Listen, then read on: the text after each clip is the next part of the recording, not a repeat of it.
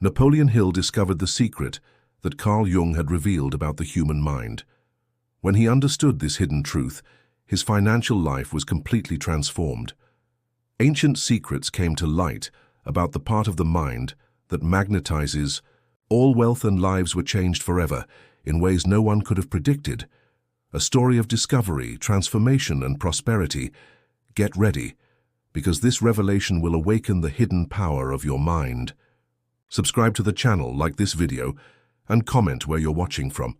There exists within you a chamber of consciousness that most people never discover. It sits quietly, like a dormant volcano, holding more power than all the external strategies and tactics you've ever learned combined. This isn't about positive thinking or wishful dreaming. This is about something far deeper, far more profound, and infinitely more practical. What if you could access the exact same mental faculty that allowed Carnegie to see steel empires where others saw only ore? What if you possessed the identical psychological mechanism that enabled Jung to penetrate the mysteries of the human psyche and transform not just his own life, but the lives of thousands? You do possess it. You've always possessed it. The question isn't whether this power exists. Within you, it does. The question is whether you're ready to stop living like a beggar when you've been carrying the keys to a treasury in your pocket all along. Think about the moments in your life when something shifted. Not when you tried harder, not when you pushed more, but when something clicked, when suddenly opportunities began appearing where none existed before, when people started responding to you differently, when resources flowed toward you with an ease that felt almost magical. Those weren't accidents, those weren't lucky breaks, those were glimpses of your wealth-attracting mind in action. But here's what troubles the conventional world. This part of your mind operates on principles that seem to contradict everything you've been taught about how wealth is created. While others exhaust themselves chasing money, you learn to align yourself with the psychological laws that cause money to chase you.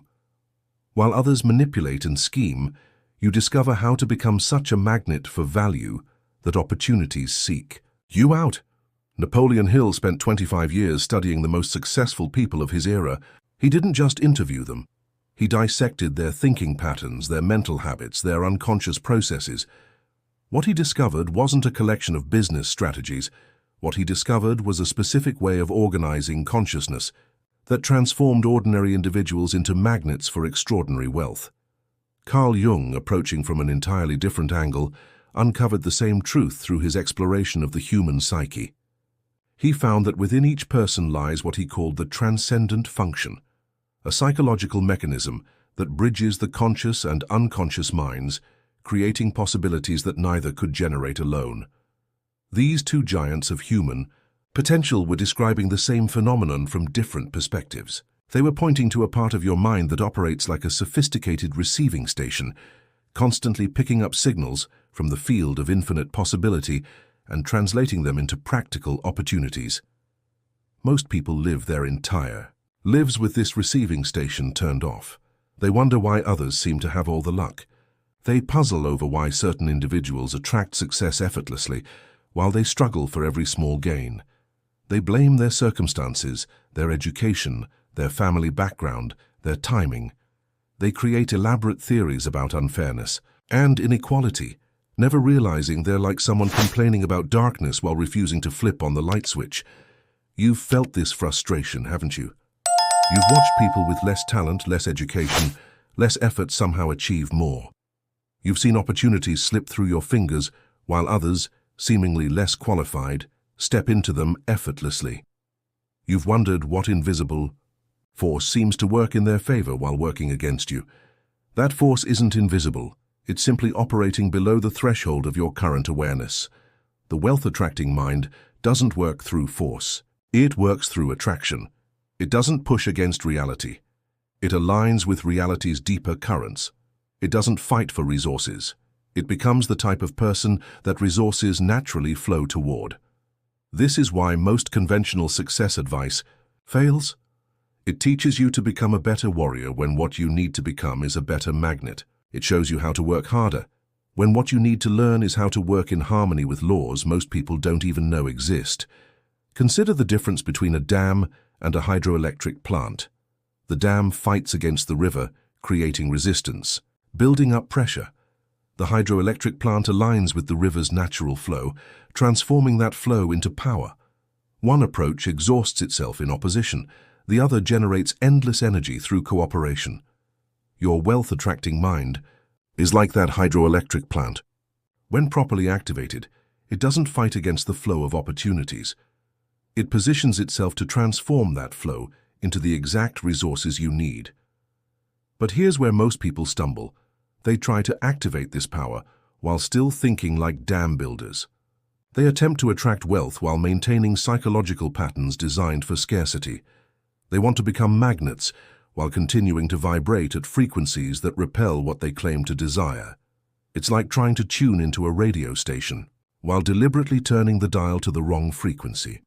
You might hear static, you might pick up fragments of other stations, but you'll never receive the clear signal you're seeking. Your wealth-attracting mind operates on a specific frequency. Napoleon Hill called it harmonious cooperation with infinite intelligence.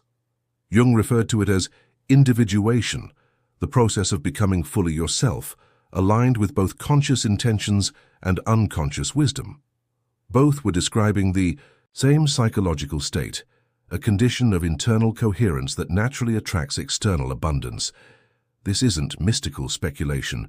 This is practical psychology applied to wealth creation. When your conscious desires align with your unconscious patterns, when your surface thoughts harmonize with your deeper programming, you become what Hill called definitely of purpose. You develop what Jung recognized as psychological integration, and wealth flows toward integration like water flows downhill. Think about the last time you made a decision from this place of inner alignment. Not a decision forced by circumstances or driven by fear, but a choice that emerged from deep certainty. Remember how different that felt? Remember how the right actions became obvious? Remember how obstacles seemed to dissolve or transform into stepping stones? That's your wealth-attracting mind in action. Most people experience this state randomly, if at all. They stumble into it by accident and stumble out of it just as unconsciously. They might enjoy brief periods of flow and alignment, but they don't understand how they created these states or how to recreate them deliberately. You're about to learn how to access this state at will. But first, you need to understand why most people resist this knowledge even when it's offered freely. There's something about the wealth-attracting mind that threatens the very identity most people have built around struggle and limitation. To activate your wealth-attracting capacity, you must be willing to release your attachment to being a victim of circumstances. You must surrender your investment in proving that success is impossible for people like you. You must give up the secret satisfaction that comes from being right about how unfair the world is. This isn't about positive thinking or denying real challenges. This is about recognizing that your current relationship with limitation isn't protecting you, it's imprisoning you. The wealthy mind doesn't deny obstacles, it transforms them into opportunities. It doesn't ignore problems, it alchemizes them into solutions. It doesn't escape from reality, it works with reality's deeper principles to create new possibilities. And here's what may surprise you. Once you understand how to work with these principles, creating wealth becomes easier than staying poor. Abundance becomes more natural than scarcity. Success requires less effort than failure. This isn't because the world becomes easier, it's because you become more skillful. It's because you stop swimming against currents you didn't know existed and start moving with forces you never knew were available. Your wealth-attracting mind is already perfect. It's already complete. It's already capable of creating any level of abundance you can genuinely accept. The only question is whether you're ready to stop arguing with its wisdom and start learning its language. Are you beginning to feel that restless stirring? That sense that you've been playing a much smaller game than you're capable of? That recognition that something within you has been waiting patiently for you to remember what you've always known but somehow forgot? Good. That stirring is your wealth-attracting mind beginning to wake up. Most people spend their entire lives asleep to this power, dreaming they're awake. They mistake the theater of external activity for real progress. They confuse busy work with productive work. They believe that because they're tired at the end of the day, they must be moving toward their goals. But movement without direction is just exhaustion. Activity without alignment is just distraction. Effort without understanding is just suffering. Your wealth-attracting mind operates from a different paradigm entirely. It recognizes that the most powerful actions often appear effortless. It understands that the greatest achievements flow from states of being rather than states of doing. It knows that what you become is more important than what you get. This is why most successful subjects seem to create wealth almost casually. Not because they worked less, but because they worked from alignment. Not because they cared less about results, but because they understood the psychological principles that generate results reliably. This is why Jung's individuation process naturally led to external success for those who embraced it fully. Not because self-knowledge automatically produces money, but because integration eliminates the internal conflicts that block the natural flow of abundance. When your conscious and unconscious minds stop fighting each other, enormous energy becomes available for creation. When your surface desires align with your deeper wisdom, you stop sabotaging your own success. When your psychological fragments integrate into wholeness, you become capable of sustained focus and deliberate action. And sustained focus plus deliberate action, applied consistently over time, produces any result you choose to pursue. But here's the part that might challenge everything you think you know about personal development.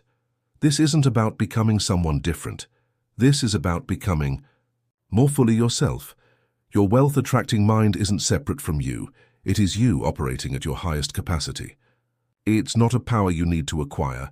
It's a power you need to remember. It's not a skill you need to develop. It's a natural function you need to restore. Think about a river that's been dammed up, blocked by debris, forced into unnatural channels. The river doesn't need to learn how to flow. Flowing is its nature. It just needs the obstacles removed so its natural movement can resume. Your wealth-attracting capacity is like that river. It's been dammed up by limiting beliefs, blocked by conflicting desires, forced into unnatural patterns by social conditioning. But underneath all that interference, the flow remains perfect, waiting for the moment when you clear the channel and allow your natural abundance to resume. This is what the next 5 chapters will teach you: how to identify and remove the psychological debris that's been blocking your natural flow of wealth, how to align your conscious intentions with your unconscious wisdom, how to integrate the fragmented parts of yourself into a coherent whole that attracts abundance as naturally as a flower attracts bees. You're about to discover that wealth isn't something you get, it's something you become. You're about to learn that abundance isn't something you attract from outside yourself. It's something you allow to flow through you from your deepest nature. Most importantly, you're about to remember that you've never been separate from the wealth you seek. You've only been asleep to the wealth you already are. The chamber of your wealth-attracting mind has been waiting patiently for this moment. The door has always been unlocked. The treasure has always been yours. Imagine a world where you move through life with the unshakable knowing that abundance is your natural state. Imagine operating from such deep alignment between your conscious desires and unconscious wisdom, that opportunities seem to organize themselves around your intentions. Imagine becoming such a clear channel for value that wealth flows toward you with the same inevitability that water flows toward the ocean. What would change in your life if you knew, not hoped, not believed, but knew that your wealth-attracting mind could create any level of abundance you were willing to accept? Look around you. Watch the endless parade of people exhausting themselves in pursuit of wealth while simultaneously repelling it with every fiber of their being. Observe the manic desperation disguised as ambition. Notice the hollow-eyed determination that masks deep terror of never having enough. This is what happens when people ignore the wealth-attracting mind. They become psychological refugees, fleeing from one external strategy to another, always believing the next technique will finally deliver them from their internal poverty. They collect methods like talismans, accumulate strategies like armor, building elaborate external structures to compensate for the internal void they refuse to acknowledge. You see them everywhere. The ambitious professionals who work 16-hour days while their wealth-attracting mind atrophies from neglect. The entrepreneurs who launch business after business, each failure teaching them new tactics, but leaving their fundamental relationship with abundance unchanged. The investors who study every market indicator except the most important one, the EA signal coming from their own integrated consciousness. They've made a fundamental error. They believe wealth is something they must capture rather than something they must become. They approach abundance like hunters stalking prey when they should be approaching it like gardeners cultivating soil. And so, they create elaborate chase sequences that exhaust their energy and reinforce their separation from what they seek. Watch them in their natural habitat. Notice how they speak about money with a mixture of desire and resentment. Listen to how they discuss wealthy people, alternating between envy and disdain, reverence and suspicion. Observe their relationship with their own success, how they sabotage their victories, minimize their achievements, and unconsciously recreate familiar patterns of struggle. These aren't moral failures. These are psychological predictabilities. When someone's wealth-attracting mind remains dormant, they operate from what Jung would call unconscious compensation. Their surface mind might desire wealth, but their deeper programming runs interference, creating internal conflicts that guarantee external struggle. They work against themselves without knowing it. They push for results while unconsciously pulling away from them. They declare ambitious goals while harboring secret beliefs that success isn't really possible for people like them. And because the wealth-attracting mind responds to integration rather than intention, their mixed signals produce mixed results. They might achieve temporary successes, but they can't sustain them. They might accumulate resources, but they can't truly enjoy them. They might reach their stated goals, but they discover that accomplishment without alignment feels empty. Consider Marcus, a brilliant software engineer who spent 15 years pursuing wealth through sheer intellectual force. He had every external advantage: prestigious education, valuable skills, connections in profitable industries. His conscious mind understood money, markets, and opportunity better than most people ever will. But Marcus had never acknowledged his wealth-attracting mind, much less learned to work with it. Growing up in a family that equated money with corruption, Marcus carried unconscious programming that made wealth feel dangerous. His father, a struggling artist, had filled Marcus's childhood with stories about how real people lived simply, how money changed people for the worse, how the wealthy were fundamentally different from families like theirs. Marcus's conscious mind rejected these teachings as outdated and limiting. He pursued wealth aggressively, starting companies, making investments, pushing himself toward financial success with relentless determination. And every time he approached real abundance, something would go wrong. His first startup showed promise, until Marcus made a series of inexplicably poor decisions that led to its collapse.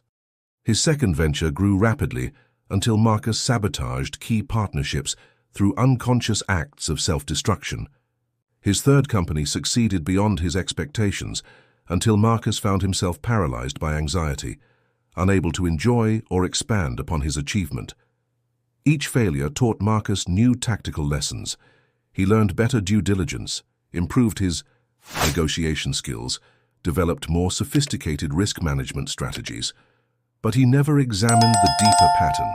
His wealth-attracting mind was offline, replaced by what Hill would call definiteness of doubt, a perfect alignment between his conscious desires and his unconscious resistance.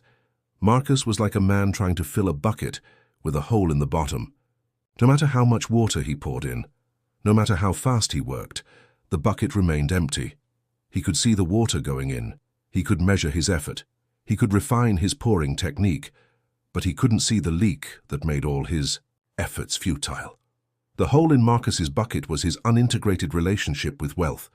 His conscious mind wanted money, but his unconscious mind feared it. His surface thoughts pursued abundance, but his deeper programming was designed for limitation. His intellectual understanding pointed toward success, but his emotional patterns pulled him back toward familiar struggle. After his third business collapsed, Marcus found himself in the same financial position he'd occupied a decade earlier, despite having acquired exponentially more knowledge, skills, and connections. He had become a master of external strategies while remaining a novice at internal alignment. This is the predictable trajectory when people ignore their wealth-attracting mind. They become increasingly sophisticated at manipulating external variables while growing increasingly unconscious of the internal patterns that determine their results. They study markets, but not themselves. They analyze opportunities, but not their own psychological barriers. They develop elaborate strategies for getting wealth, but no understanding of how to become worthy of retaining it. And so they join the ranks of what Hill called the drifters, people who move through life with great activity but little progress, accumulating knowledge but not wisdom, chasing goals but never arriving at genuine satisfaction. The tragedy isn't that they fail. The tragedy is that they succeed just enough to reinforce their limiting strategies. They make just enough progress to believe their approach is working, but never enough to realize their true potential. They experience just enough abundance to feel hopeful, but never the sustained flow that comes from psychological integration. They become prisoners of their own partial successes, trapped in cycles that feel like progress, but are actually sophisticated forms of stagnation. You can see this pattern everywhere once you know what to look for. The real estate investor who makes money on every deal but somehow never becomes wealthy. The consultant who commands high fees but can never save any money. The executive who climbs every ladder but always feels one step away from financial security. They've mastered the external game while remaining unconscious of the internal one. They've become experts at tactics while remaining novices at strategy. They've learned how to work harder, but not how to work in harmony with the deeper principles that govern wealth creation. And because they don't understand these principles, they interpret their struggle as evidence that wealth requires struggle. They mistake their resistance for reality. They assume their difficulty means they're approaching the limits of what's possible for them. They develop elaborate theories about why wealth is scarce, why success is unfair, why abundance is reserved for other people. They create sophisticated justifications for their limitations, turning their psychological barriers into seemingly rational beliefs about how the world works. This is how people become unconsciously committed to their own limitation. They don't choose poverty directly. They choose the thoughts, beliefs, and patterns that make poverty inevitable. They don't select struggle consciously. They maintain the internal conditions that guarantee struggle will continue. And because this happens below the threshold of awareness, they experience their limitation as something happening to them rather than something they're creating. They feel like victims of circumstances beyond their control when they're actually prisoners of patterns they're unconsciously maintaining. The most tragic part isn't their poverty. It's their expertise at justifying it. They become masters at explaining why abundance isn't possible, why wealth requires compromise, why success demands sacrifice. They develop elaborate philosophies that make their limitations seem noble, their struggles seem necessary, their scarcity seem meaningful. They join communities of other struggling people who reinforce these beliefs. They consume media that confirms their worldview.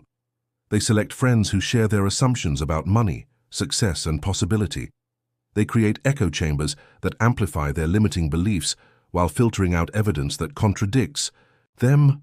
And so their wealth-attracting mind remains not just dormant but actively suppressed, buried under layers of unconscious resistance that feel like wisdom, trapped beneath patterns of thinking that seem like truth but are actually just familiar forms of self-limitation. This is what happens when people mistake their psychological patterns for reality.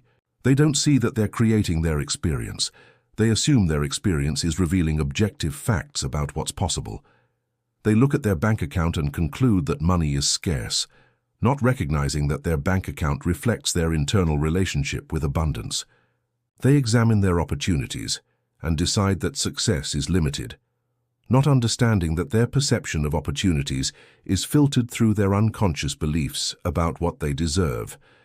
They study successful people and assume those people were lucky, gifted, or privileged, not recognizing that success is largely a matter of psychological integration. They observe wealthy individuals and focus on their external strategies, not their internal alignment. And so they continue trying to solve external problems with external solutions, never realizing that their greatest challenges are internal. They attempt to fix their circumstances while maintaining the thought patterns that created those circumstances. They work to change their results while preserving the psychological conditions that generated those results. It's like trying to clear up muddy water by stirring it more vigorously. The activity might feel productive, but it only makes the water muddier. The effort might seem logical, but it's precisely counterproductive to the desired outcome. Marcus eventually discovered this truth, but not until he'd exhausted every external approach he could imagine. Only when his fourth business venture collapsed did he finally begin questioning not just his strategies, but his fundamental relationship with wealth itself. He began to notice the subtle self-sabotage that preceded every failure. He started recognizing the unconscious patterns that pulled him away from sustained success. He became aware of the internal voice that whispered doubts just as momentum was building, the emotional reactions that clouded his judgment at crucial moments, the seemingly rational decisions that consistently undermined his own interests. For the first time, Marcus began to suspect that his problem wasn't external. It was internal. His challenge wasn't finding better opportunities. It was becoming capable of recognizing and receiving the opportunities that were already available. This realization was simultaneously liberating and terrifying. Liberating, because it meant his limitations weren't imposed by external circumstances beyond his control.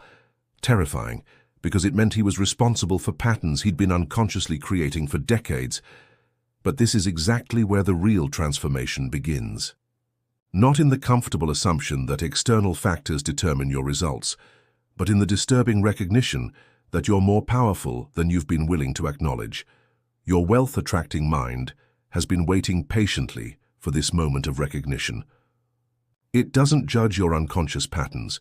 It simply responds to them. It doesn't argue with your limiting beliefs. It just reflects them back as experience. It doesn't try to override your programming. It waits for you to become conscious enough to change it deliberately. Most people never reach this point of recognition. They remain trapped in cycles of external effort and internal resistance, accumulating strategies while their fundamental relationship with abundance remains unchanged. They become increasingly sophisticated at manipulating variables they can see while remaining unconscious of the variables that actually matter. They die rich in knowledge but poor in results, wealthy in techniques but impoverished in understanding, abundant in effort but scarce in achievement. But what if you decided to do differently? What if instead of joining the ranks of the externally focused, you chose to become internally aligned? What if rather than becoming another expert at struggle, you decided to become a master of flow? The literature of human achievement speaks, with one voice across centuries and cultures. Wealth flows toward consciousness, not effort. From Marcus Aurelius to Napoleon Hill, from Carl Jung to James Clear, the masters of self-development have consistently pointed to the same fundamental truth. Your external results reflect your internal organization. This isn't philosophy. This is practical psychology. When Epictetus declared that wealth consists in not having great possessions but in having few wants, he wasn't advocating poverty. He was identifying the psychological state that naturally attracts abundance, freedom from desperate need. When Viktor Frankl observed that everything can be taken from a man but one thing, the last of human freedoms, to choose one's attitude, he was describing the exact mental faculty that transforms ordinary individuals into wealth magnets. These insights point to a fundamental law of consciousness. What you are internally determines what you attract externally.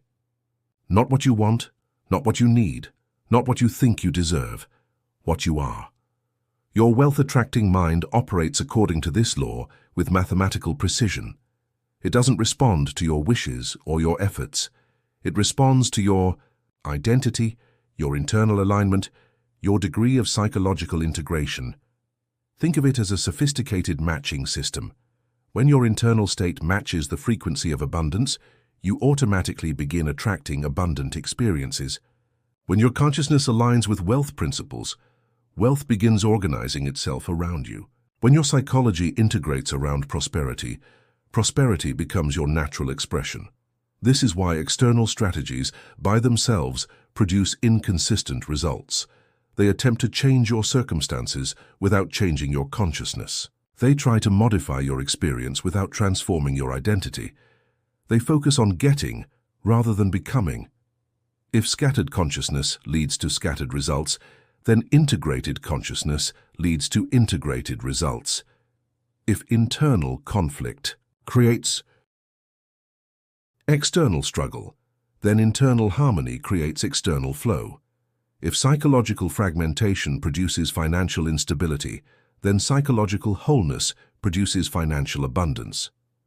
The logic is both simple and profound. Your outer world is always reflecting your inner world with perfect accuracy. Napoleon Hill spent 2 decades documenting this principle in action. His most successful subjects weren't those with the best strategies, they were those with the most integrated psychology. They had achieved what Hill called harmony between conscious and subconscious mind, what Jung would describe as individuation, what the Stoics called living according to nature. They had activated their wealth-attracting mind. Carl Jung approached this same territory from the depths of analytical psychology. Through his exploration of the human psyche, he discovered that most people live divided against themselves, their conscious desires fighting their unconscious programming, their rational minds in conflict with their emotional patterns, their surface intentions undermined by deeper resistances. This internal division, Jung realized, wasn't just a psychological problem, it was a practical catastrophe. Divided consciousness cannot sustain focused action. Conflicted psychology cannot maintain consistent results. Fragmented identity cannot attract integrated abundance. Jung's solution was individuation, the process of bringing unconscious patterns into conscious awareness, integrating opposing psychological forces, and achieving what he called the realization of the self. This wasn't therapy, it was training for high performance. This wasn't healing, it was optimization. When someone achieves genuine individuation, they become what Hill called a person of definite purpose. Their conscious intentions align with their unconscious patterns. Their surface desires harmonize with their deeper wisdom. Their external actions flow from internal clarity, and wealth flows toward clarity like iron filings toward a magnet. Consider the difference between a laser and a flashlight. A flashlight scatters light in multiple directions, creating a weak, diffused beam that illuminates everything dimly. A laser focuses all its energy in one direction, creating a concentrated beam capable of cutting through steel. Your wealth-attracting mind operates like a laser. When your psychological forces align, when your conscious and unconscious minds point in the same direction, when your identity becomes integrated around abundance, you develop what could be called consciousness coherence, a focused state that naturally attracts the resources you need. Most people, however, operate like flashlights. Their attention scatters across multiple concerns, their energy disperses in different directions, their consciousness lacks the coherence necessary to attract sustainable wealth. They might achieve temporary successes, but they can't maintain the psychological focus required for lasting abundance. James Clear, in his modern synthesis of ancient wisdom, identifies this same principle through the lens of identity-based habits. He recognizes that sustainable change occurs not when you change what you do, but when you change who you are. Not when you modify your behaviors, but when you transform your identity. The same principle applies to wealth creation with even greater force. Sustainable abundance flows not from what you do to get money, but from who you become in relationship to money. Not from your strategies for accumulating wealth, but from your identity as someone who naturally attracts prosperity. This is why lottery winners typically return to their previous financial condition within a few years. They receive wealth without becoming wealthy. They acquire resources without developing the psychological capacity to sustain them. Their external circumstances change dramatically, but their internal identity remains unchanged. They're like rivers, trying to hold back water with dams instead of expanding their banks. The pressure builds until something gives way, and they return to their natural level. not because they lack money, but because they lack the psychological infrastructure to maintain money. Your wealth-attracting mind is that infrastructure. It's the psychological foundation that can support any level of abundance you choose to create. But like any foundation, it must be built consciously, deliberately, with attention to both surface structure and underground stability. Viktor Frankl's experiences in concentration camps taught him that external circumstances, no matter how extreme, cannot determine internal states unless you allow them to. Even in the most limiting physical conditions, consciousness remains free to choose its orientation. Even when external resources are stripped away, internal resources remain available to those who know how to access them. This insight reveals a stunning truth about wealth creation. Your external limitations are never the real problem. The real problem is always internal limitation masquerading as external constraint. The real challenge is never what's happening around you, it's what's happening within you. When you understand this principle deeply, you realize that poverty is never a matter of lacking external resources. Poverty is always a matter of lacking internal resources, specifically the psychological resources necessary to attract, receive, and sustain abundance. You can give a psychologically poor person infinite money, and they will find ways to lose. You can place a psychologically wealthy person in any circumstance, and they will find ways to create value. External resources are neutral. It's internal resources that determine how those external resources are used. The Stoic philosophers understood this truth and built their entire philosophy around it. They recognized that the only sustainable foundation for human flourishing is psychological freedom, the capacity to choose your internal state regardless of external circumstances. Epictetus taught his students to distinguish between what is up to us and what is not up to us. What's not up to us includes other people's actions, market conditions, economic circumstances, political changes. What is up to us includes our perceptions, our responses, our internal states, our chosen identity. When you build your wealth strategy on what's not up to you, you become dependent on factors beyond your control. Your abundance depends on other people's decisions, market fluctuations, economic conditions. You become like a leaf blown by every wind, a victim of circumstances you can't influence. When you build your wealth strategy on what is up to you, you become independent of external variables. Your abundance flows from your internal organization, your psychological alignment, your chosen identity. You become like a mountain that remains stable regardless of the weather patterns moving around it. This shift from external dependence to internal independence is the foundation of sustainable wealth creation. It's what transforms you from someone who chases opportunities to someone who attracts them. It's what changes you from someone who manipulates circumstances to someone who magnetizes resources. But here's what most people miss. This transformation isn't just psychological, it's neurological. Your brain literally rewires itself based on your repeated patterns of thought and attention. When you consistently orient your consciousness toward abundance, your neural pathways optimize themselves for recognizing and creating abundant experiences. Neuroscience has confirmed what the wisdom traditions always knew. You become what you repeatedly focus on, not just mentally but physically. Your brain physically reorganizes itself to match your dominant mental patterns. Your nervous system literally adapts to support your chosen identity. This is why affirmations alone don't work. They're surface thoughts layered over deeper programming. This is why visualization without integration fails. It's conscious intention fighting unconscious resistance. This is why most positive thinking produces minimal results. It's trying to change your experience without changing your identity. Your wealth-attracting mind requires deeper work. It requires what Jung called the confrontation with the shadow, becoming conscious of the unconscious patterns that have been sabotaging your success. It requires what the Stoics called prososh, sustained, attention to your internal states. It requires what modern psychology calls metacognition, thinking about thinking. You must become conscious of your unconscious relationship with money. You must recognize the subtle ways you've been repelling the abundance you claim to desire. You must identify the internal patterns that have been creating your external limitations. This isn't comfortable work. Your unconscious patterns exist below awareness precisely because examining them threatens the identity you've built around them. Your limiting beliefs feel like truth because you've organized your entire worldview around them. Your scarcity. Programming seems like wisdom because it's protected you from disappointment. But protection and prosperity cannot coexist.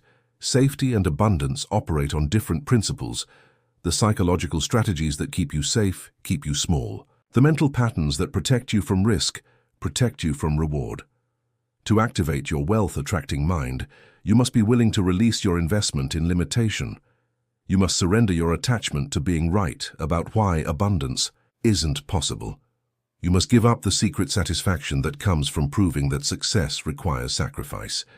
This is what separates those who merely want wealth from those who become wealthy. Wanting is passive. It's a state of lacking hoping to be filled. Becoming is active. It's a process of transformation that naturally produces abundance. When you truly understand this distinction, you realize that wealth isn't something you get, it's something you become. Abundance isn't something you attract from outside yourself. It's something you allow to flow through you from your own integrated nature. Your wealth-attracting mind is like a river that's been dammed by unconscious resistance. The water is still there, the flow is still perfect, the destination is still assured. But artificial barriers have been constructed that block the natural movement toward abundance.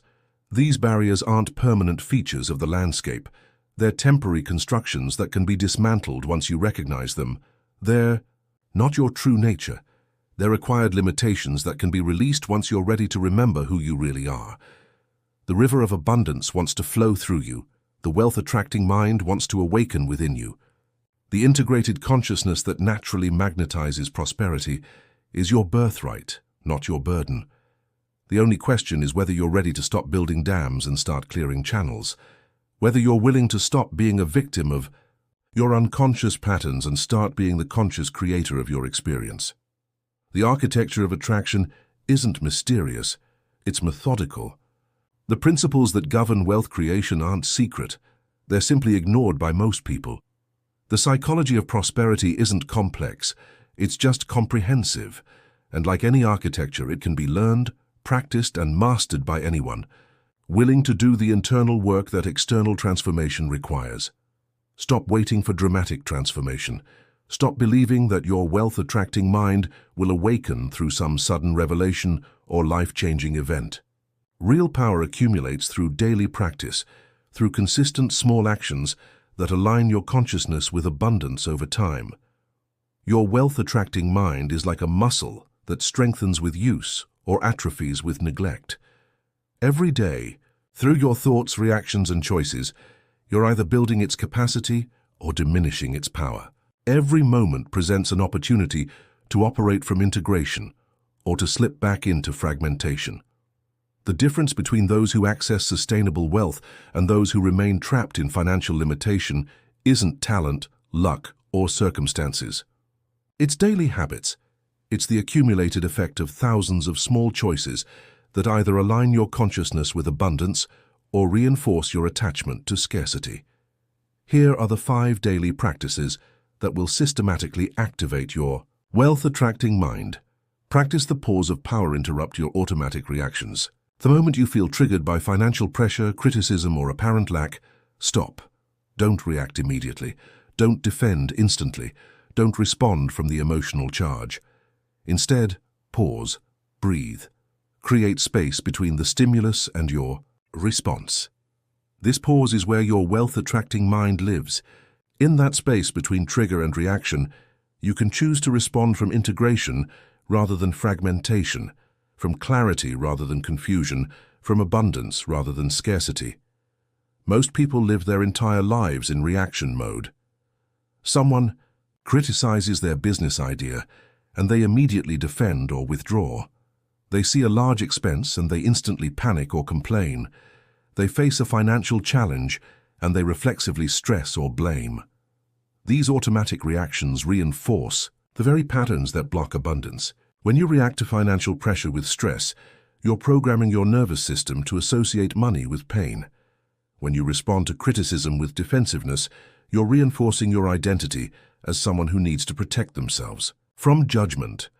When you face challenges with complaint, you're strengthening your relationship with victimhood. Practice interrupting these patterns. When your colleague questions your investment strategy, pause before defending. When you receive an unexpected bill, pause before panicking. When someone succeeds in an area where you're struggling, pause before comparing or resenting. In that pause, ask yourself, how would someone with an activated, wealth-attracting mind respond to this situation? Then choose to respond from that identity rather than from your conditioned patterns. This isn't about suppressing emotions or pretending challenges don't exist. This is about responding to reality from your highest capacity rather than your most triggered state. This is about training your nervous system to associate financial situations with calm competence rather than reactive stress. Monitor your internal dialogue. Become conscious of the constant conversation happening in your mind about money, success, and abundance. Most people are unaware that they're running internal commentaries that constantly reinforce limitation. They think, I can't afford that. Rich people are different from me. Money doesn't grow on trees. I'm not the type of person who succeeds at business. This always happens to me. I never have enough. These aren't innocent thoughts, they're programming instructions. Your wealth-attracting mind responds to your internal dialogue as if it were receiving direct commands about what to create. When you repeatedly tell yourself that money is scarce, your mind organizes your perception to confirm scarcity. When you consistently affirm that success isn't for people like you, your consciousness filters out opportunities that contradict this belief. Start tracking your internal dialogue about money. Notice the automatic thoughts that arise when you pay bills, make purchases, consider investments, or observe other people's success. Become aware of the subtle ways you reinforce limitation through self-talk. Then, consciously replace scarcity-based internal dialogue with abundance-based alternatives. Instead of "I can't afford that," think "How could I create the resources for that?" Instead of "Rich people are different," think "Wealthy people have developed capacities I can develop." Instead of "This always happens to me," think "What pattern can I change to create different results?" This isn't positive thinking, it's conscious programming. You're not pretending limitations don't exist. You're changing your relationship with limitations. You're training your mind to approach financial reality from possibility rather than impossibility, from resourcefulness rather than helplessness. Question your inherited money stories. Examine the beliefs about money, success, and worthiness that you absorbed unconsciously from your family, culture, and early experiences. Most of your financial programming was installed before you were old enough to choose it consciously. Your parents' relationship with money became your template for how money feels. Your family's spoken and unspoken beliefs about wealth became your unconscious assumptions about what's possible. Your early experiences with security and scarcity became your nervous system's default expectations about abundance. Challenge these inherited patterns. Ask yourself, what did my family believe about money? How did my parents relate to financial success? What spoken and unspoken rules about wealth did I absorb growing up? Which of these beliefs are actually true and which are just familiar? You might discover that you've been unconsciously loyal to your family's financial limitations. Many people sabotage their own success because exceeding their family's achievement feels like betrayal. They stay small to stay connected, choose, struggle to maintain belonging, limit their prosperity to preserve their identity. As someone who comes from humble circumstances, recognize that you can honor your origins without being imprisoned by them. You can appreciate your family's sacrifices without repeating their limitations. You can maintain connection without maintaining the same financial patterns. When you catch yourself thinking thoughts like, "People like us don't get rich," or "Money changes people," or "Wealthy people are greedy," pause and question, is this actually true, or is this just a belief I inherited? Is this wisdom, or is this limitation disguised as wisdom? Replace inherited limitations with chosen beliefs. Instead of carrying forward your family's money fears, choose to develop money confidence. Instead of maintaining their scarcity patterns, choose to create abundance patterns. Instead of staying loyal to their financial struggles, choose to transcend them while honoring their other values. Practice generous receiving. Learn to receive abundance in all its forms without guilt, apology, or minimization. Most people have a highly developed capacity for giving, but an underdeveloped capacity for receiving. They deflect compliments, minimize their achievements, feel uncomfortable with attention, and resist accepting help or resources. This resistance to receiving creates a psychological bottleneck that blocks the flow of abundance. Your wealth attracting mind can only bring you what you're psychologically capable of accepting. If you're uncomfortable with small gifts, you'll be overwhelmed by large ones. If you deflect minor successes, you'll unconsciously sabotage major achievements. Practice receiving deliberately. When someone compliments your work, simply say thank you instead of minimizing or deflecting. When someone offers to help you, accept graciously instead of insisting you can handle everything alone. When opportunities come your way, explore them openly instead of immediately focusing on potential problems. Notice your internal resistance to receiving. Do you feel guilty when good things happen to you?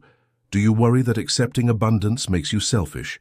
Do you fear that receiving resources means you owe something in return?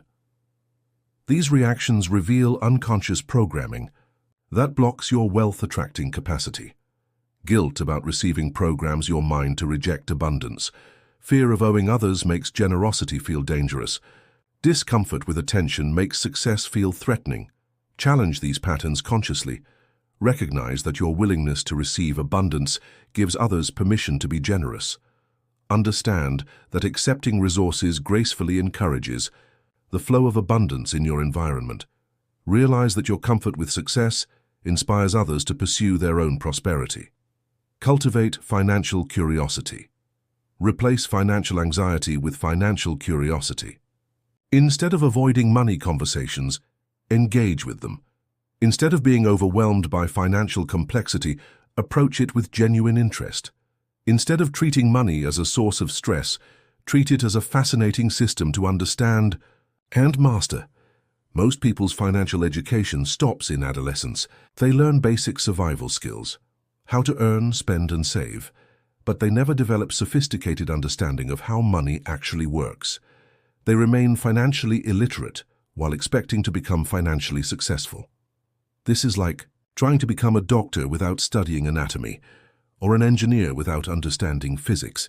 You can't master what you don't understand, and you can't understand what you're afraid to examine.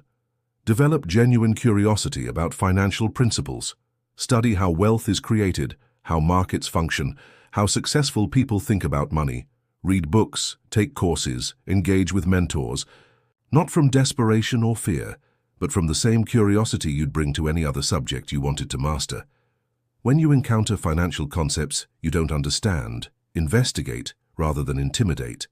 When you see investment opportunities that seem complicated, learn rather than assume they're beyond your capability. When successful people discuss strategies you haven't heard of, research rather than dismiss. This shift from financial avoidance to financial engagement signals to your wealth-attracting mind that you're ready to expand your capacity for abundance. Your willingness to understand money communicates that you're prepared to work with money at higher levels. Apply these practices in real situations.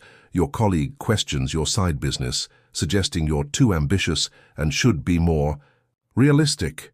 Instead of automatically defending your goals or feeling diminished by their skepticism, pause. In that pause, recognize that their limitation isn't your reality. Respond from your wealth-attracting mind. I appreciate your concern. I've thought this through carefully, and I'm committed to seeing where this path leads. You receive an unexpected tax bill that strains your budget. Instead of immediately panicking or complaining about unfair circumstances, pause. Notice your internal dialogue. Are you telling yourself stories about always having bad luck or never having enough? Replace that narrative. This is a challenge I can solve. What resources can I access? What creative solutions can I explore? Someone offers you a job opportunity that pays more than you've ever earned.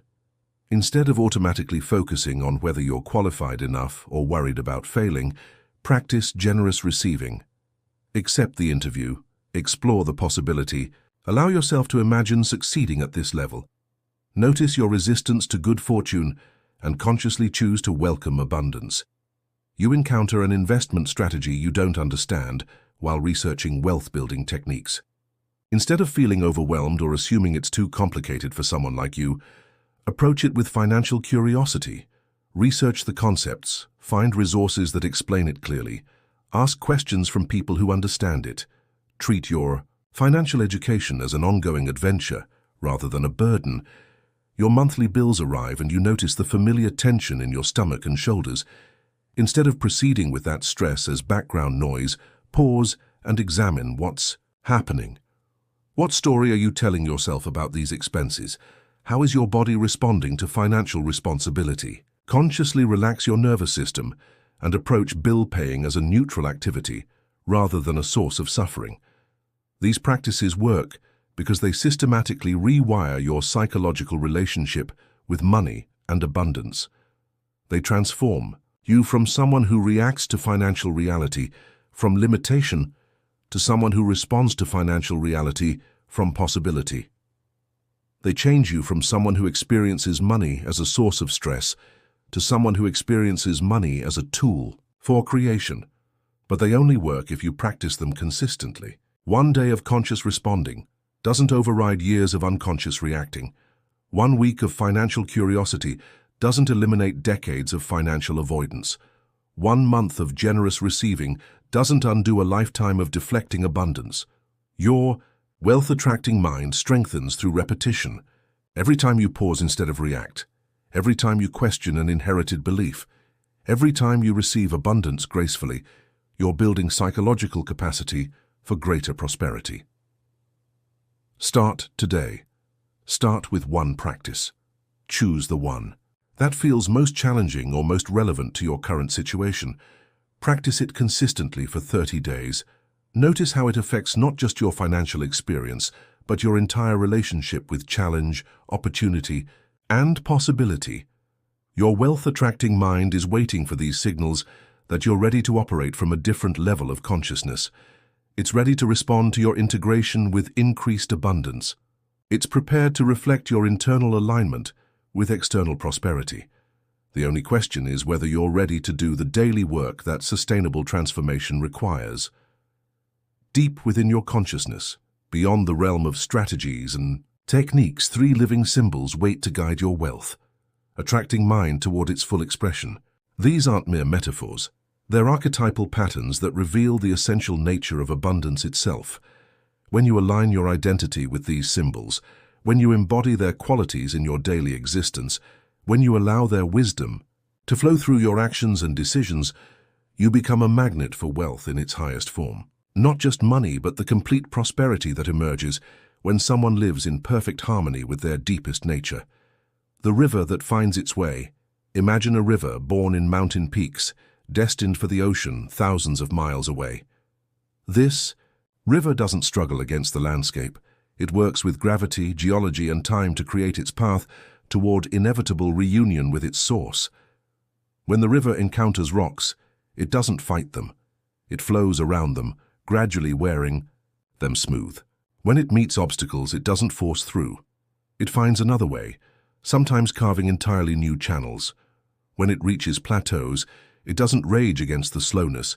It gathers depth and power for the next descent. The river never doubts its destination. It never questions whether it will reach the ocean. It never compares its journey to other rivers or wishes it had started from different mountains. It simply flows, trusting the fundamental forces that guide all water toward its natural home. Your wealth-attracting mind operates with this same river-like wisdom.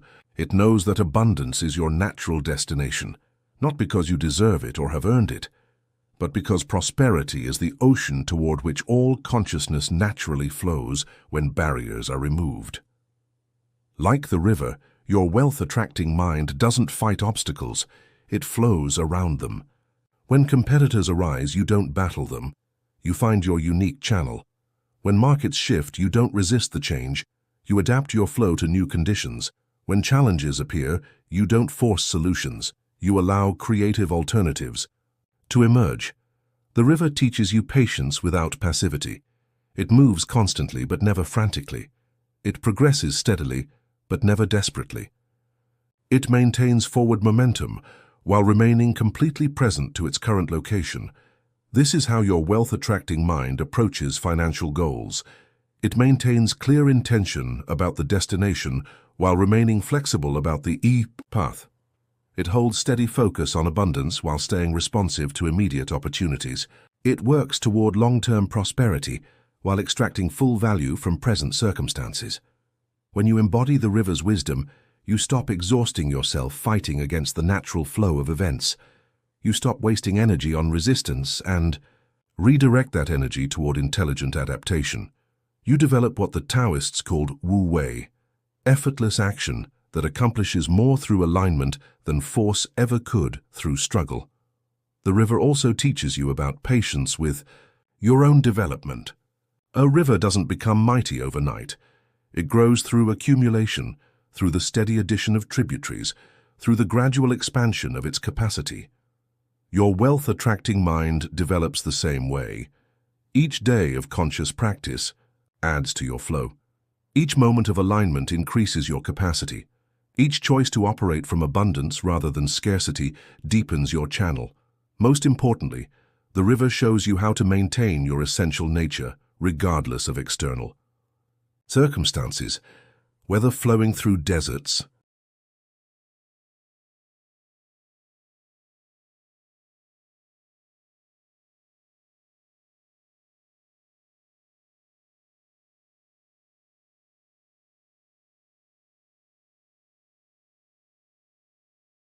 or forests, whether rushing down mountain slopes or meandering through plains, whether observed by crowds or flowing unseen through wilderness, the river remains water. It doesn't become less itself in difficult terrain or more itself in favorable conditions. Your wealth-attracting mind possesses this same essential stability. Your capacity for abundance doesn't depend on market conditions, economic circumstances, or other people's approval. Like the river's wetness, your prosperity consciousness is an inherent quality that expresses itself regardless of external variables. When you truly understand this river nature within yourself, you stop trying to force abundance and start allowing it. You stop pushing against reality and start working with its deeper currents. You develop the river's supreme confidence, not in specific outcomes, but in your ability to reach your destination through whatever path opens before you. The lighthouse in the storm picture. A lighthouse standing on a rocky promontory, surrounded by churning seas and driven by howling winds. The storm rages around it with tremendous force. Waves crash against its foundation, wind attempts to topple its structure, darkness seeks to swallow its light, but the lighthouse remains unmoved. Not because it fights the storm, but because it was built to withstand forces much greater than itself. Its light cuts through the darkness, not by opposing it, but by offering something more powerful than darkness, illumination itself. Ships navigate safely to harbor, not because the lighthouse eliminates the storm, but because it provides unchanging reference point that allows them to navigate through whatever conditions exist. The lighthouse doesn't control the weather. It transcends weather by offering stability that weather cannot touch. Your wealth-attracting mind embodies this lighthouse consciousness. When financial storms arise, market downturns, business challenges, economic uncertainty, you don't need to stop the storm. You need to be the lighthouse that remains stable while others are tossed by external conditions. This stability doesn't come from ignorance or denial of real challenges. The lighthouse knows the storm is real. It was designed specifically to function during storms. Your wealth-attracting mind recognizes financial challenges as temporary weather patterns that cannot affect your essential nature as a generator of value and attractant of abundance. The lighthouse teaches you to distinguish between what you can control and what you cannot control. You cannot control market forces, but you can control your response to market forces. You cannot control other people's decisions, but you can control how their decisions affect your decisions. You cannot control external circumstances, but you can control your internal state regardless of external circumstances. When you embody lighthouse consciousness, you become what others turn to during uncertain times. Your stability makes you valuable. Your clarity makes you magnetic. Your unshakable confidence in abundance principles makes you the kind of person that opportunities seek out rather than avoid. The lighthouse also reveals the power of consistent illumination. It doesn't flash its light randomly or save its energy for special occasions. It shines steadily, predictably, reliably, and this consistency is what makes it useful for navigation. Your wealth-attracting mind develops the same quality of reliable illumination. It doesn't operate sporadically, working only when you feel motivated or when conditions are favorable. It maintains steady focus on abundance principles, consistent application of wealth-attracting practices, reliable embodiment of prosperity, consciousness, regardless of daily fluctuations in mood, circumstances, or results. This consistency transforms you into what Hill called a person of dependable character. Others learn they can count on you to maintain your standards, honor your commitments, and operate from integrity even when it's inconvenient. This dependability becomes a wealth-attracting force in itself, drawing opportunities toward you because people know you'll handle them appropriately. The lighthouse stands alone by necessity. Its function requires that it be positioned where others cannot or will not stand. Your wealth-attracting mind often requires similar willingness to stand apart from collective thinking, mass emotions, and popular limitations. When everyone around you is panicking about economic conditions, you maintain lighthouse stability. When others are consumed by get-rich-quick schemes, you hold steady to principles that create lasting wealth. When the crowd is chasing trends, you remain anchored to timeless laws of prosperity. This doesn't make you antisocial or arrogant, it makes you useful. Like the lighthouse that serves ships precisely because it doesn't move with the waves, you serve your environment precisely because you don't move with its emotional fluctuations. The sculptor's patient mastery. Envision a master sculptor standing before a massive block of marble. To most observers, this is simply raw stone, rough, unformed, possessing no apparent beauty or value. But the sculptor sees something entirely different. Within that seemingly crude material, the sculptor perceives a masterpiece waiting to emerge. The sculptor doesn't create the masterpiece. It's already there, perfectly formed within the marble. The sculptor's role is to remove everything that isn't the masterpiece, to reveal what was always present, but hidden beneath layers of excess material. This requires extraordinary patience. The sculptor cannot rush the process without ruining the result.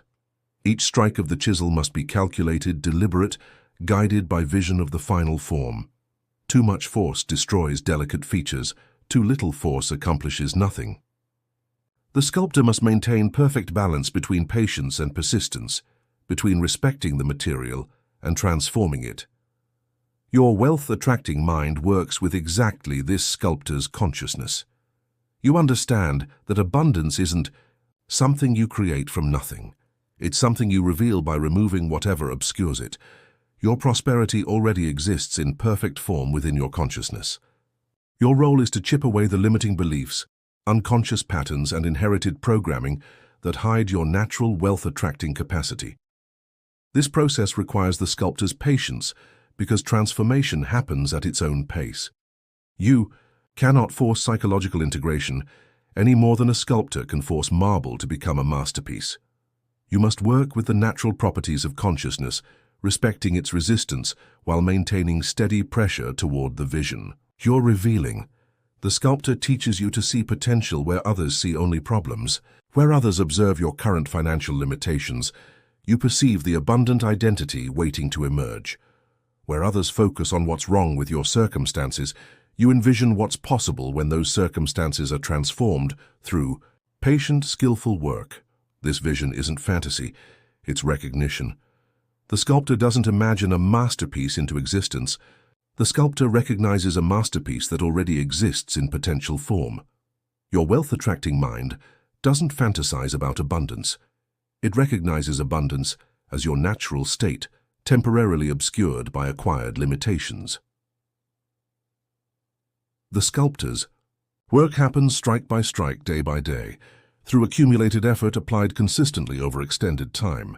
There are no shortcuts to revealing a masterpiece, no techniques that bypass the fundamental requirement for patient, persistent, skillful work. Your wealth-attracting development follows the same pattern. Each day of conscious practice removes another layer of limiting programming. Each moment of alignment chips away more unconscious resistance. Each choice to operate from abundance rather than scarcity reveals more of your natural prosperity consciousness.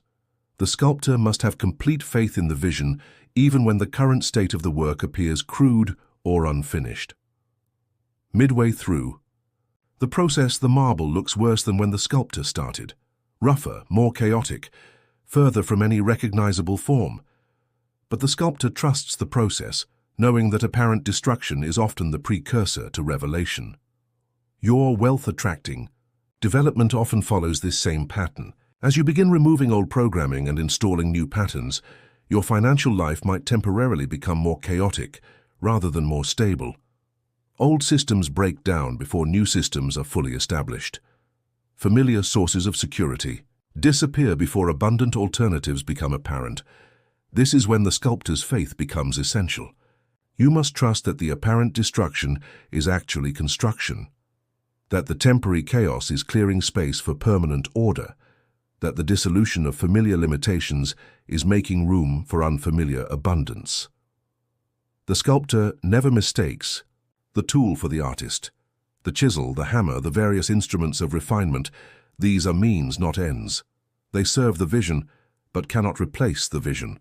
They enable the work, but cannot substitute for the artist's skill, patience, and understanding. Your various wealth-building strategies, techniques, and practices are like the sculptor's tools. They're useful, even essential, but they're not the source of your power.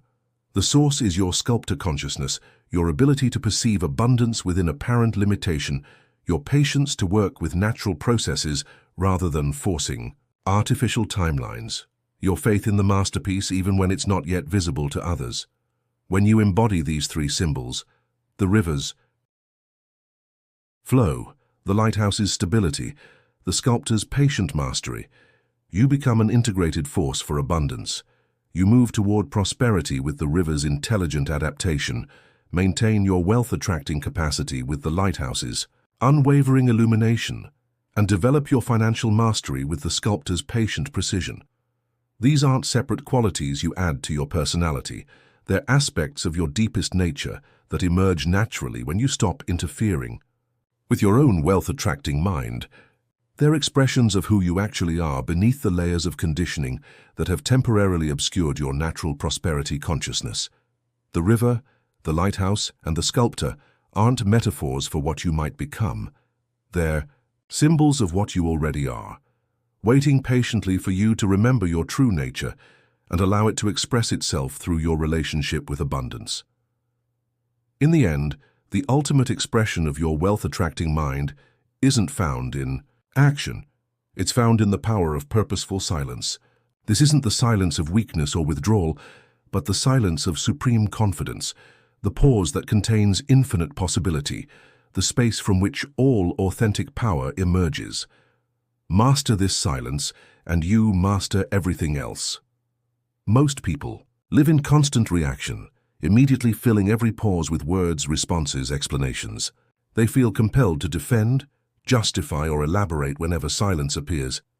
They mistake activity for progress, noise for substance, immediate response for intelligence. But observe those who possess genuine wealth-attracting power. They move differently. They speak when speech serves their purpose and remain silent when silence serves better.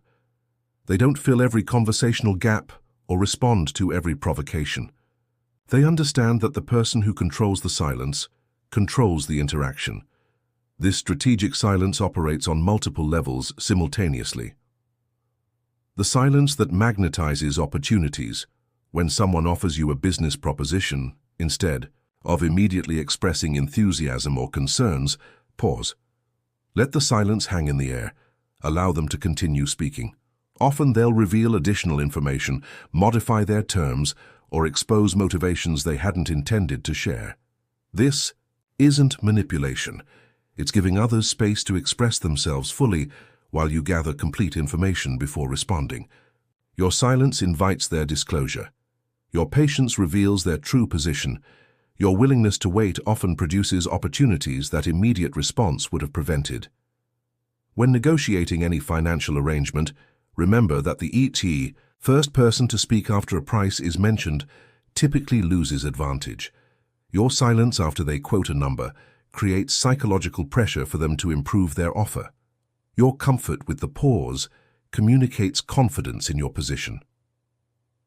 This silence isn't empty waiting, it's active presence. You're completely engaged, fully attentive, gathering information through observation rather than interrogation. You're allowing the other person to reveal themselves while maintaining your own psychological position. The silence that commands. Respect in meetings, social situations, and professional environments. Notice how differently people respond to those who speak constantly versus those who choose their words carefully. The constant talker might fill the room with noise, but the selective speaker fills the room with authority. When you speak less frequently but more purposefully, your words carry greater weight.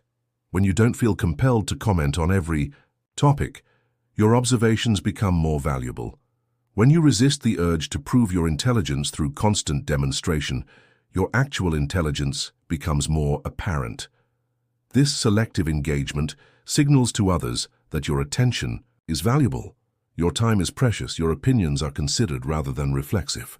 It positions you as someone whose perspective matters precisely because it isn't offered carelessly. Practice this in your daily interactions. When colleagues gossip, listen without contributing to the noise. When groups engage in complaining sessions, observe without adding your own grievances.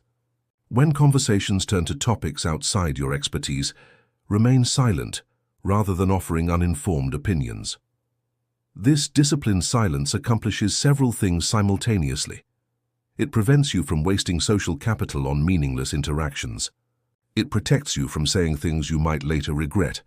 It forces you to think before speaking, ensuring your contributions are valuable rather than simply frequent. The silence that transcends attachment, the deepest power of strategic silence, emerges when you learn to remain detached from outcomes while fully engaged in processes. This isn't indifference or apathy. It's the freedom that comes from releasing your desperate need for specific results. When you're attached to outcomes, you become desperate. Desperation makes you push too hard, speak too much, force situations that should unfold naturally. Attachment to results creates the very energy that repels the results you seek. Your wealth-attracting mind operates most powerfully when you can pursue goals intensely while holding them lightly. When you can work with complete dedication while remaining unattached to whether your efforts produce exactly what you expect. This detachment isn't resignation. It's recognition that your role is to align yourself with abundance principles and take appropriate action, while outcomes unfold according to laws beyond your direct control.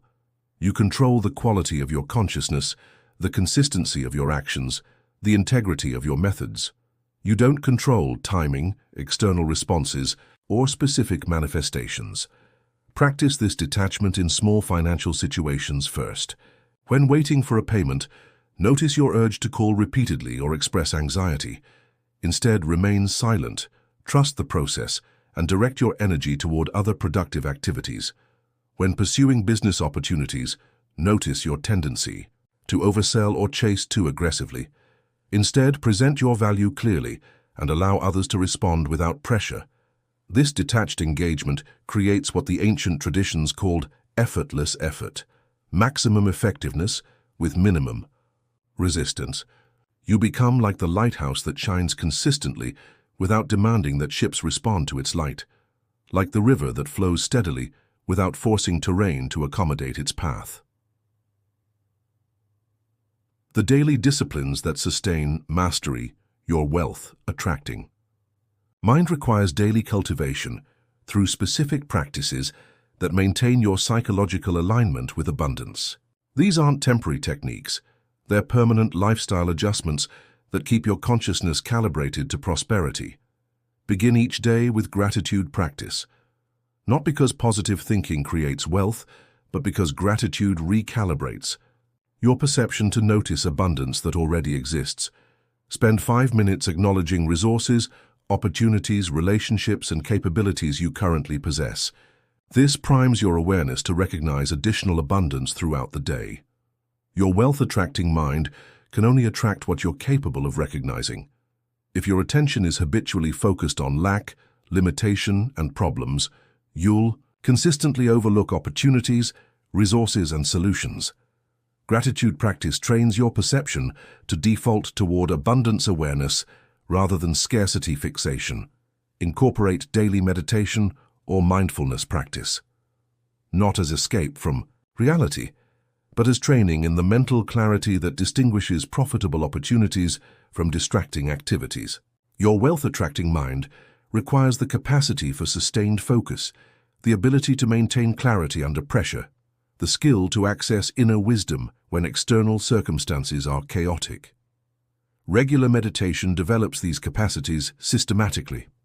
It strengthens your ability to maintain psychological stability, regardless of external conditions. It increases your tolerance for uncertainty, your comfort with delayed gratification, your capacity to make decisions from clarity rather than reactivity.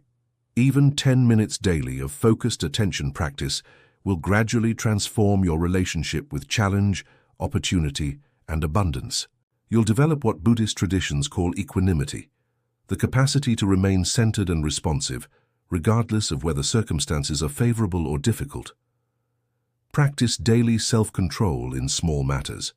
Choose to delay immediate gratification in minor situations throughout each day.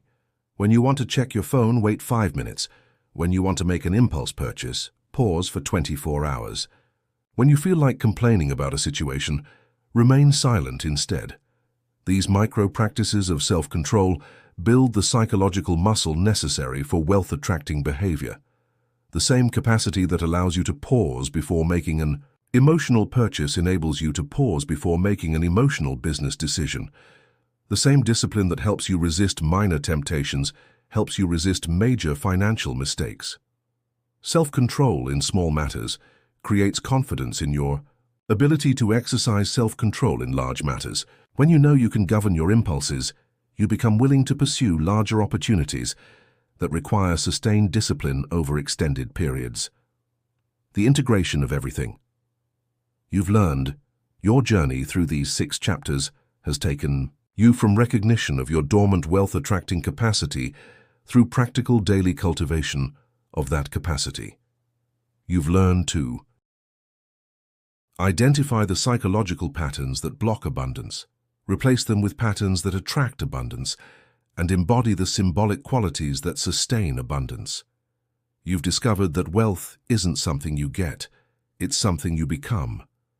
You've learned that abundance isn't something you attract from outside yourself, it's something you allow to flow through you from your integrated nature.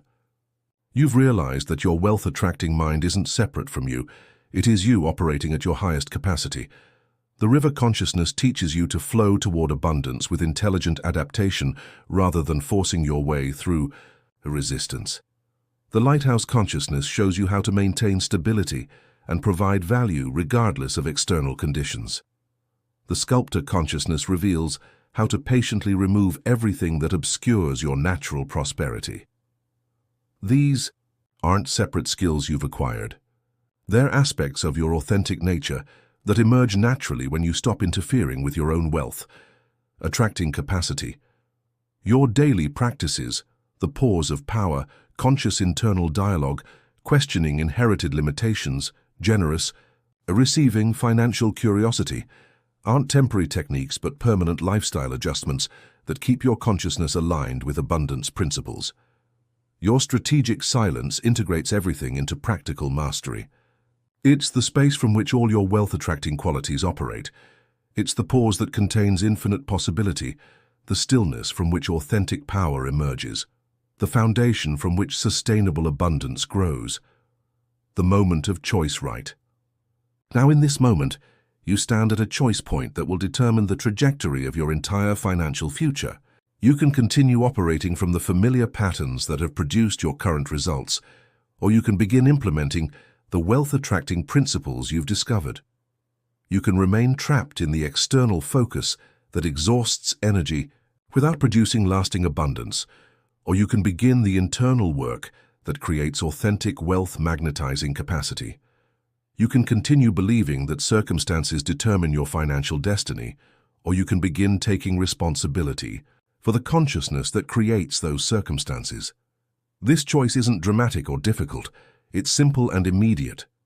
It happens in each moment of awareness, each pause before reaction, each decision to operate from abundance rather than scarcity.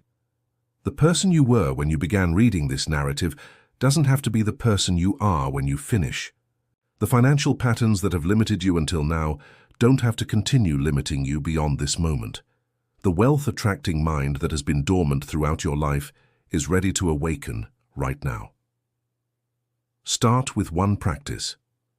Choose the daily discipline that feels most relevant to your current situation. Commit to consistent application for 30 days. Notice how this single adjustment affects not just your financial experience, but your entire relationship with possibility. Then add another practice, and another. Not frantically, not desperately, but with the same patient persistence the sculptor brings to revealing masterpieces from marble, the same steady flow the river maintains in moving toward its destination, the same reliable illumination the lighthouse provides regardless of external weather. Your wealth-attracting mind has been waiting for this moment of conscious commitment. It's ready to respond to your integration with increased abundance. It's prepared to reflect your internal alignment with external prosperity. The chamber of consciousness that contains infinite wealth-creating capacity is within you right now. The door has always been unlocked. The treasure has always been yours. The only question has been whether you would choose to remember who you really are beneath the layers of conditioning that temporarily obscured your natural abundance. You are choosing to remember. You are deciding to awaken. You are committing to become the person your wealth-attracting mind has always known you to be. When you master the part of your mind that attracts all wealth, when you integrate conscious intention with unconscious wisdom, when you align surface desires with deeper programming, when you embody the river's flow, the lighthouse's stability, and the sculptor's patient mastery, nothing and no one can shake you.